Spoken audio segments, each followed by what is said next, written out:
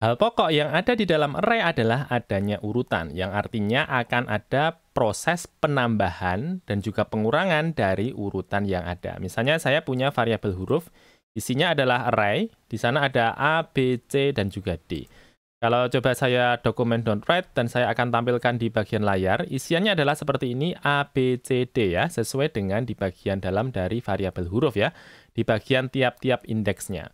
Nah, sekarang kita akan melakukan operasi penambahan dan juga pengurangan ya. Kita akan mulai dengan operasi yang terjadi dari belakang. Belakang ini maksudnya seperti ini.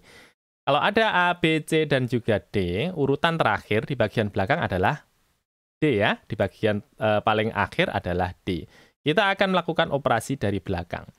Untuk melakukan pengurangan ya atau mengambil data dari urutan ya di bagian variabel huruf ini, dan misalnya saya akan hilangkan huruf D ini ya dari urutan A, B, C, D, saya akan menghilangkan tulisan D ini dari variabel huruf ya. Kita bisa menggunakan operasi yang namanya pop ya dengan menggunakan metode pop. Coba saya perlihatkan. Saya akan masukkan huruf, ini adalah nama variabelnya, variabel huruf ini. Saya akan hilangkan untuk urutan terakhirnya. Di mana urutan terakhir di sini adalah D ya. Saya akan masukkan pop begini. Jangan lupa dengan kurung buka, kemudian kurung tutup. Sekarang coba akan saya keluarkan lagi untuk tulisannya. Nah, seperti ini, coba saya Ctrl S. Sekarang, setelah kita pop, ya, dia hanya menampilkan tulisannya adalah A, B, C saja. Nah, kemana D-nya? D-nya hilang, teman-teman. Kenapa dia hilang? Karena sudah kita lakukan operasi pop seperti ini. Sehingga dia akan mengambil indeks atau urutan terakhir dari variabel huruf kita ya. Dan kita melakukan operasinya dari belakang. Ya, di mana bagian belakang ini kita hilangkan. Nah, ini kan kita lakukan operasi menghilangkan data. Bagaimana cara kita bisa melakukan operasi penambahan data dan kita masih lakukan dari belakang. Untuk melakukannya, kita bisa masukkan huruf dan kita akan tambahkan dari belakang. Ya. Kalau kita akan mendorong, ya biasanya kita akan dorong dari mana? Dari belakang ya. Nah, untuk mendorong kita gunakan di bahasa Inggris, dari mendorong kan push ya, kita masukkan push seperti ini. Yang kita push apa? Yang kita push adalah data baru. Misalnya data barunya kita masukkan E begini. Ya, coba kemudian saya akan keluarkan untuk datanya. Setelah kita push ya, saya Ctrl V di sini, saya Ctrl S. Nah, ternyata setelah kita push ya, di sini dia menjadi A, B, C, E. Ya, yang kita push adalah E ya. Ingat, terakhir kita gunakan pop sehingga hasil terakhirnya adalah A, B, C saja.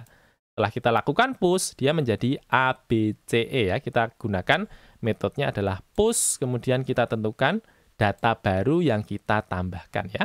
Push, kemudian kita masukkan di sini adalah E. Nah, ini kita lakukan operasinya kan dari belakang ya. Kita hilangkan untuk D-nya, kemudian kita tambahkan untuk E-nya. Kita gunakan pop untuk menghilangkan, dan kita gunakan operasi push untuk menambahkan. Nah, bagaimana caranya? Kalau kita akan lakukan operasi dari depan, tidak lagi dari belakang. Kalau tadi kita kurangkan dengan pop, kita tambahkan dengan push. Untuk melakukan penambahan dan juga pengurangan dari depan, ya kita bisa gunakan huruf, kemudian dot shift begini. Kalau kita gunakan shift, ya artinya kita akan menghilangkan datanya dari depan ya, satu buah data dari depan. Kita gunakan shift. Sekarang coba saya akan keluarkan. Kalau kita akan hilangkan dari depan, artinya yang akan hilang adalah huruf A ini. Sehingga nanti hanya tersisa B, C, E saja ya. Coba saya Ctrl S. Nah, dia hanya akan menampilkan B, C, E ini saja ya. Ini akan kita hilangkan dari depan ya dengan menggunakan metode shift. Nah, coba kita akan menambahkan, ya, kita akan tambahkan data dari depan, ya. Kalau tadi dari belakang kan kita menggunakan push, ya. Sekarang saya akan tambahkan data dari depan, ya. Kalau kita akan menambahkan data dari depan, maka kita gunakan dengan unshift. Unshift seperti ini. Misalnya saya akan tambahkan dengan satu buah huruf, misalnya X begini ya. Sekarang coba saya akan keluarkan. Kalau tadi terakhir kita punya BCE. Kalau kita unshift dan kita tambahkan dari depan dengan X, nanti harusnya munculnya di bagian bawahnya ini adalah XBCE begini ya. Coba saya Ctrl S. Nah, betul ya, ternyata dia akan mengeluarkan XBCE ya. Kita tambahkan dari depan ya. Nah, di sini kita tambahkannya ya. Tambahkannya kan satu buah huruf saja ya, huruf X. Kita juga bisa menambahkan 2 buah huruf, 3 buah huruf, dan seterusnya ya.